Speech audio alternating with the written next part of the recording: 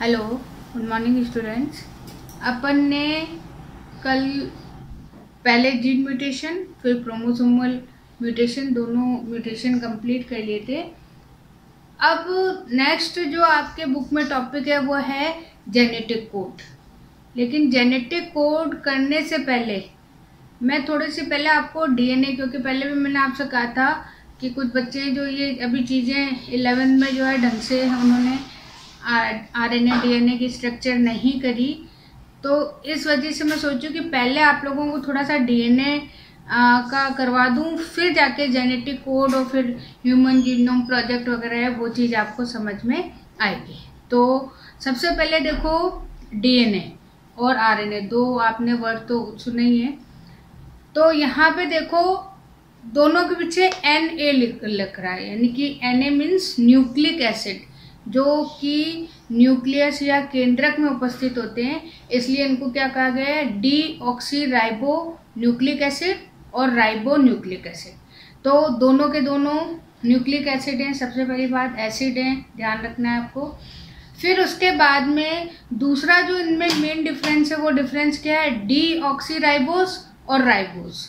तो राइबोस जो है एक शुगर है, शर्करा है, और ये 5 कार्बन वाली होती है, तो इसे पेंटोज, जिसमें 5 कार्बन होते हैं तो उसे अपन बोलते हैं पेंटोज शुगर। तो ये पेंटोज शुगर है। तो इस जब डीऑक्सी में ये चेंज होती है, यानी कि इसमें एक ऑक्सीजन कम है, जो सेकंड कार्बन है वहाँ पे एक ऑक्सीजन कम हो जाता है, इसलिए डीएनए वाली तो डीऑक्सी है और आरएनए वाली सिंपल राइबोस शर्करा है। तो ये दोनों में डिफरेंस हो गया। दूसरी चीज, अब अगर आपसे कभी क्वेश्चन, क्योंकि अब आप लोग आगे जाके कंपटीशन की भी तैयारी करेंगे, फिर आप कहेंगे कि हमें तो ये बताया ही नहीं। तो डीएनए जो है, इस डीएनए को अपन केमिकली या रासायनिक रूप पे क्या कह सकते हैं, पॉलीन्यूक्लियोटाइड। पॉली मतलब बहुत और न्यूक्लियोटाइड। तो अब आपको पता होना चाहिए फिर ये न्यूक्लियोटाइड क्या है। तो इसीलिए ये सारी जो चीज़ें, हालांकि आपको पता है, अभी मैं आपसे वाटसन क्रिक वगैरह का मॉडल तो आप फटाफट बहुत अच्छा सा बना दोगे, सब कर दोगे, लेकिन सबसे पहले आपको इसकी बेसिक चीज़ समझ आनी चाहिए। तो यहाँ पे देखो, सबसे पहले मैंने आपको डीएनए और आरएनए का फुल फॉर्म बता दिया। अभी आपको बता दिया कि डीऑक्सी इसलिए क्योंकि इसमें एक ऑक्सीजन इसके कंपेयर में कम है, तो इसलिए ये डीऑक्सी हो गई। फिर उसके बाद में अपन इसके कंपोनेंट्स, क्योंकि अभी मैंने आपसे क्या कहा, पॉलीन्यूक्लियोटाइड है ये स्ट्रक्चर केमिकली। तो अब ये न्यूक्लियोटाइड क्या है, और पॉली मतलब बहुत सारा, ये तो कंफर्म हो गया। तो यहाँ पे देखो 3 चीजें, नाइट्रोजन बेस, शुगर और फॉस्फोरिक एसिड, ये तीनों मिलके क्या बनाते हैं, डीएनए बनाते हैं। अब यहाँ पे देखो जो नाइट्रोजन बेस है, वो उस नाइट्रोजन बेस में भी 2 हैं अपने पास में, प्यूरिन और पिरिमिडिन। ठीक है, प्यूरिन में अब क्योंकि 4 हैं तो एडेनिन और ग्वानिन, तो याद करने के लिए प्यूरिन एजी प्यूरिन करके याद कर सकते हो, या प्यूरिन एजी। तो उससे आपको ध्यान आ जाएगा कि 4 में से 2 गए एडेनिन ग्वानिन, तो 2 बच गए साइटोसिन और थाइमिन। तो 2 जो है वो प्यूरिन में है और 2 है हमारे पास में पिरिमिडिन में, सीटी। ठीक है, पिरिमिडिन सीटी। तो उस तरह से साइटोसिन और थाइमिन। अब ये जो मैंने यू लिखा हुआ है, जब हम आरएनए की बात करेंगे, आरएनए में भी यही है, लेकिन जब हम बात करेंगे तो वहां पर हाँ, थाइमिन की जगह क्या हो जाएगा, यूरेसिल। ये डिफरेंस हो गया। तो अपने दोनों चीज समझ आ गई। सबसे पहले राइबोस शुगर की बात आ गई, फिर अगर हम नाइट्रोजन बेस में देख रहे हैं तो यहाँ पर थाइमिन है तो वहां पे यूरेसिल है, तो ये दूसरा डिफरेंस हो गया। फिर उसके बाद में हम न्यूक्लियोसाइड, न्यूक्लियोटाइड और पॉलीन्यूक्लियोटाइड, ये 3 डेफिनेशंस है। न्यूक्लियोसाइड क्या है, साइड मतलब 2, तो यहाँ पे 2 जीन, नाइट्रोजन बेस और शुगर, अगर ये दोनों मिलते हैं तो हम क्या बोलेंगे, न्यूक्लियोसाइड। और जब इसमें फॉस्फोरिक एसिड भी मिल जाता है, फॉस्फेट भी जुड़ जाता है ग्रुप, तो फिर ये क्या हो जाएगा, न्यूक्लियोटाइड। और ये तीनों, क्योंकि टाइड है, तो ये तीनों जब बहुत ज्यादा संख्या n आप केमिस्ट्री में यूज करते हो, एन किसके लिए यूज करते हैं? बहुलक के लिए या किसी पॉलीमर के लिए स्मॉल एन यूज करते हैं। तो इसका मतलब ये तीनों चीजें जब बहुत हैं तो फिर हम उसको क्या बोलेंगे? पॉलीन्यूक्लियोटाइड। यानी कि जो डीएनए है उस डीएनए को हम केमिकली क्या बोल सकते हैं? पॉलीन्यूक्लियोटाइड। ठीक है ना। अब ये देखो ये चीज आ गई। फिर उसके बाद में ये इसलिए आपको थोड़ा मैं उससे बता रही हूँ क्योंकि ये चीज आपके केमिस्ट्री में भी है। और अगर आप अच्छी तरह से, क्योंकि केमिस्ट्री में जब आप पढ़ोगे तो आपको सर मैडम ये कहेंगे आपने तो बायोलॉजी में पढ़ा होगा। अब आप तो कहोगे ना तो हमने बायोलॉजी में पढ़ा, और केमिस्ट्री वाले भी कह रहे हैं बायोलॉजी में पढ़ा होगा। तो इसलिए मैं थोड़ा सा और आपको करा रही हूँ क्योंकि ये केमिस्ट्री में भी आपके है। और केमिस्ट्री में आपसे पूछा जाता है कि डीएनए में पोलैरिटी है। पोलैरिटी क्या होती है? ध्रुवता। अब ध्रुवता क्या है कि आपको ये तो पता है कि जो डीएनए है वो डबल हेलिक्स है और दोनों हेलिक्स अपोजिट डायरेक्शन में चलते हैं। अपोजिट डायरेक्शन कैसे? कि अगर ये 5' पे स्टार्ट है तो इसकी एंडिंग 3' होगी, ये अगर 3' से स्टार्ट है तो इसकी एंडिंग 5' होगी। यानी कि दोनों की चीजें कैसी हैं? अपोजिट हैं। और जब, हालांकि ये चीज जो है वो केमिस्ट्री में है, लेकिन जब पूछी जाती है तो यह होता है कि भाई बायोलॉजी में डीएनए की स्ट्रक्चर तो करवा दी है तो पोलैरिटी। अब यहाँ पे मेन चीज क्या है? चलो केमिस्ट्री बायोलॉजी छोड़ देते हैं, पहले अपने मेन उस पर आते हैं कि हमारा डीएनए पॉलीराइज्ड क्यों है। तो पॉलीराइज्ड इसलिए है क्योंकि देखो यहाँ पे ये 5 कार्बन, ठीक है, 5 कार्बन का मैंने बनाया। अब इसमें एक चीज आप और अच्छी तरह से करोगे। अगर मैं आपसे कहती हूँ राइबोज का डायग्राम बनाओ तो आप क्या कर देते हो? ये हो गया राइबोज। इसमें 5, 1 2 3 4 और 5, तो ये हो गया राइबोज। लेकिन ये आपको यहाँ पे ये चीज भी देखनी है कि यहाँ पे जो ये 5 कार्बन है वो कार्बन एक यहाँ लगा, 1 2 3 4 और 5 ये ऊपर है, अलग से जुड़ा हुआ है। यहाँ पर जुड़ी हुई है ऑक्सीजन, ना कि आपका कार्बन। ये भी ध्यान आपको रखना है। तो ये जो है, अब आप देख रहे हो कि यहाँ पे जो ब्लॉक मैंने इसका 5 कार्बन का बनाया वो इस डायरेक्शन में, और यहाँ पर मैंने बनाया तो अपोजिट डायरेक्शन। तो यही कारण है इसका अपोजिट होना। कैसे? अब 1st, 2nd, 3rd, 4th और 5th वाला जो है वो फ्री है, तो इसका 5। और अगर हम यहाँ देखें तो 1st, 2nd, 3rd, 4th, 5th, तो इसका 3rd वाला फ्री है। तो इस तरीके से हम ये देख रहे हैं कि जब हम अपोजिट डायरेक्शन में जा रहे हैं तो ऊपर की तरफ अगर 5' फ्री है तो नीचे की तरफ 3'। अब जब हम इसके अपोजिट चल रहे हैं तो यहाँ पे उल्टी चीज हो गई। यहाँ पर 1 2 3 4 5, तो यहाँ पे 3' फ्री है, और जब हम इसमें जा रहे हैं तो यहाँ पे 5' फ्री है। तो इस वजह से जो डीएनए है उस डीएनए में ध्रुवता या पोलैरिटी होती है, और उसका मेन कारण है कि उसमें जो शुगर कंपाउंड है, यानी कि जो पेंटोज शुगर है, उसका दोनों का डायरेक्शन कैसा है? अपोजिट। इस वजह से पोलैरिटी होती है 5' to 3' और दूसरे की होती है 3' to 5'। तो दोनों की जो है अपोजिट में। अब यहाँ पे देखो ये जो स्ट्रक्चर है, ये स्ट्रक्चर अगर अभी आपसे पूछा जाए कि न्यूक्लियोसाइड क्या है, तो न्यूक्लियोसाइड तो आपकी एक नाइट्रोजन बेस आप लोगे और एक शुगर लोगे। और अगर न्यूक्लियोटाइड कहते हो तो ये पूरी जो स्ट्रक्चर है, ये स्ट्रक्चर आपकी क्या कहलाती है? पॉलीन्यूक्लियोटाइड, क्योंकि इसमें आपकी नाइट्रोजन बेस भी आ गया, शुगर भी आ गया और फॉस्फोरिक भी आ गया, तीनों मिलके।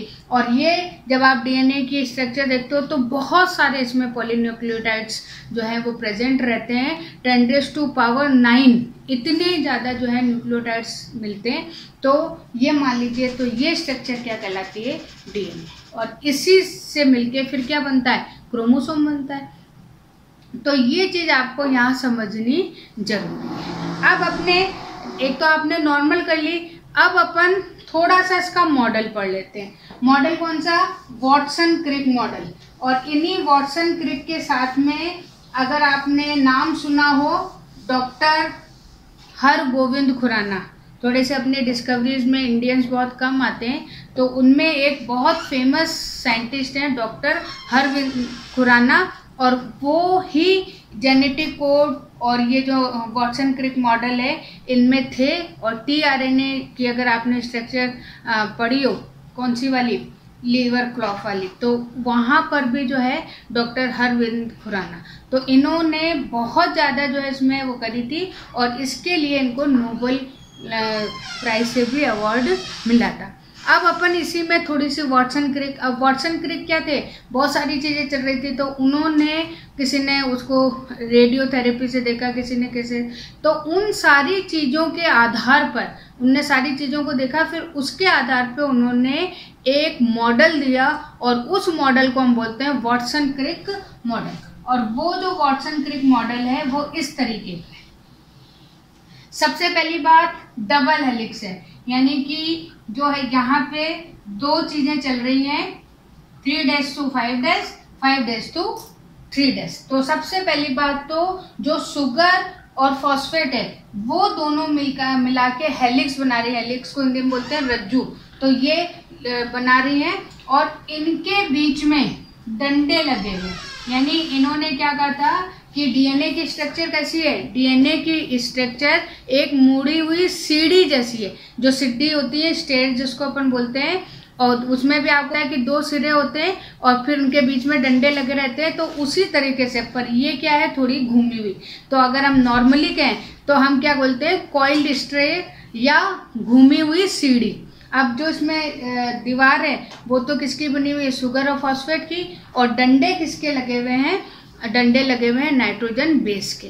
और ये जो नाइट्रोजन बेस हैं, ये नाइट्रोजन बेस हाइड्रोजन बॉन्ड के थ्रू इसमें जुड़े रहते हैं। अब इसकी थोड़ी लंबाई चौड़ाई है अपन देख लें, तो जो नॉर्मली डीएनए अपन बात करते हैं, अभी जब टाइप्स ऑफ डीएनए भी आप पढ़ोगे तो बी डीएनए होता है, उसमें इसकी चौड़ाई कितनी होती है, 20 एंगस्ट्रॉम।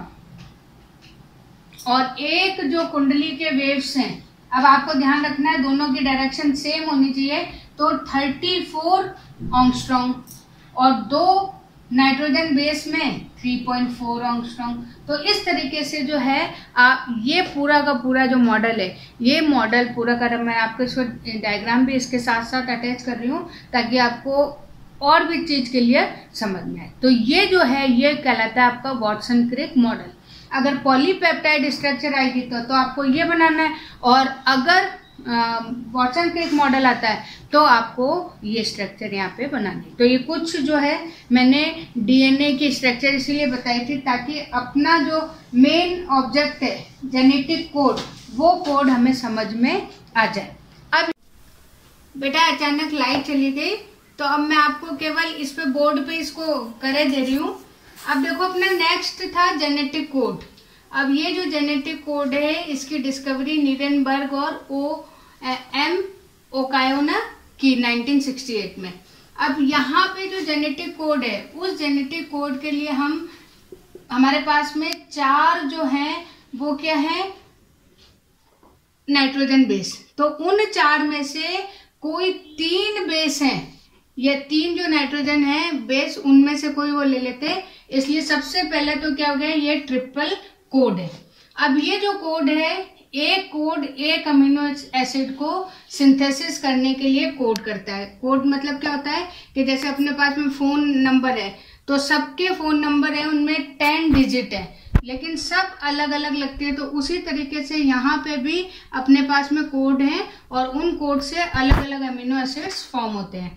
अब ये देखो हमारे पास में 4 बेस है और 3 हमें बनाने हैं, तो टोटल हमारे पास में 64 यहाँ पे कोड बनते हैं, और उन 64 में से 61 तो हैं एक्टिव, और जो 3 हैं वो कहलाते हैं आपके स्टॉप, जो कि प्रोसेस को खत्म करते हैं। फिर उसके बाद में देखो नो पंक्चुएशन, यानी कि जब आप इसको लिखोगे तो लिखते समय आपको इसको कुछ भी नहीं लिखना है, ACG, कोई पंक्चुएशन या कोई भी विराम चिन्ह या कोमा या कुछ भी आपको नहीं लगाना है। फिर उसमें देखो जो स्टार्टिंग है वो स्टार्टिंग AUG, ये कोड आता है सबसे पहले, इससे होता है क्योंकि RNA के कोड होते हैं ये, इसलिए यहाँ पे T की जगह क्या आ रहा है U, और ये जो कोड है ये जो है मेथियोनिन एसिड को फॉर्म करता है या उसके सिंथेसिस के लिए हेल्प करता है। और उसके बाद में अपने पास में जैसे मैंने कहा था ना 3 स्टॉप हैं, तो ये स्टॉप या टर्मिनेटेड कोड कहलाते हैं UAA, UAG, UGA। ये तीनों के तीनों जब प्रोसेस में जाएंगे तो इसका मतलब कि अब प्रोसेस को या प्रोटीन सिंथेसिस को खत्म करना है। फिर उसके बाद में ये कोड यूनिवर्सल होते हैं। यूनिवर्सल मतलब चाहे जीवाणु हो चाहे कोई भी हो, सब में केवल एक ही अमीनो एसिड करेगा, जैसे ट्रिपल U, इससे सिंथेसिस होता है फिनाइल एलेनिन। फिर उसके बाद में एक और इसका कैरेक्टर है GAA, GAG। ये कल भी अपन ने करा था कि ये जो है दोनों के दोनों जेनेटिक कोड ग्लूटामिक एसिड को फॉर्म करने में हेल्प करते हैं। और ये एसिड कहाँ यूज होता है? ये एसिड आपका यूज होता है RBC की शेप के लिए, यानी कि अगर गोल शेप किसके थ्रू बनती है? इस ग्लूटामिक के। तो आज अपना ये हो गया कंप्लीट। अब अपन कल ह्यूमन जीनोम प्रोजेक्ट करेंगे। ठीक है, ओके, थैंक यू।